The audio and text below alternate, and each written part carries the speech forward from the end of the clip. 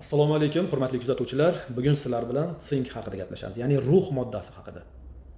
Uni qanaqa ichilishligi kerak, qaysi vaqtda ichilishligi kerak? Necha gramm, milligramm dozada bo'lishligi kerak?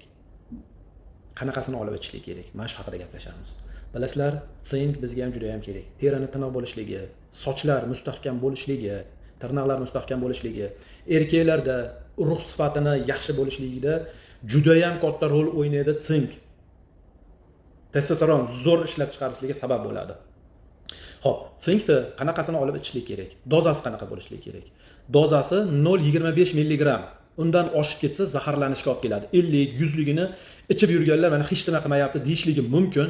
Ozgina vaqt o'tgandan keyin ko'ramiz nima bo'lishligini. Terida qitishlar, tez soch to'kilib ketishligi, tez asab buzilishligi, tez holdan charchab qolishliklar, hammasi mana shu zaharlanishlikning hisobi. Og'iz bemaza bo'lib ketishligi, tez qurishligi og'izda, shu zaharlanish hisobiga bo'ladigan narsalar. 50, 100ligini ichib yurganlar bitta e'tibor berib qo'yinglar. Xotirani pastlashligi ham olib keladi bu narsa. Endi men o'zim ichadiganim 0,25 milligramm sink metianin degan turini olib ichaman. Metianin, sink metianin 0,25 milligramm. Ko'rinib turgan bo'lsa. U tabletka holatida bo'lmaydi, kapsula holatida bo'ladi. Nima farqi bor tabletka bilan kapsulani? Tabletka oshqozon kislotasi bilan aralashib hazm bo'ladi. Kapsula ingichka ichida yoriladi. O'shaning uchun kapsulaning effekti juda ham tez, natijasi juda ham tez bilinadi. Shuning uchun men kapsula holatdagisini tanlab iste'mol qilaveraman.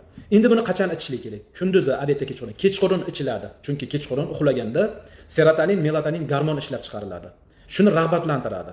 Serotonin, melatonin gormon yaxshi ishlab chiqqandan keyin o'z-o'zidan odam yaxshi kayfiyatda uyg'onadi.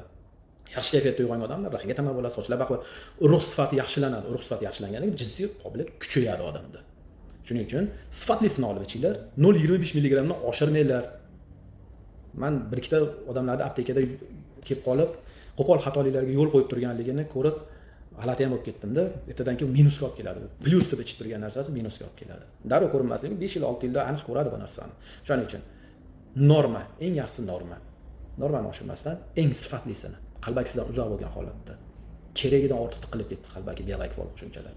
Ishonchli odamni, ishonchli joydan mineral vitaminlarni olib iste'mol qilaverishligini so'rab qolaman. Sog' bo'linglar, salomat bo'linglar, o'zingizni ehtiyot qilinglar.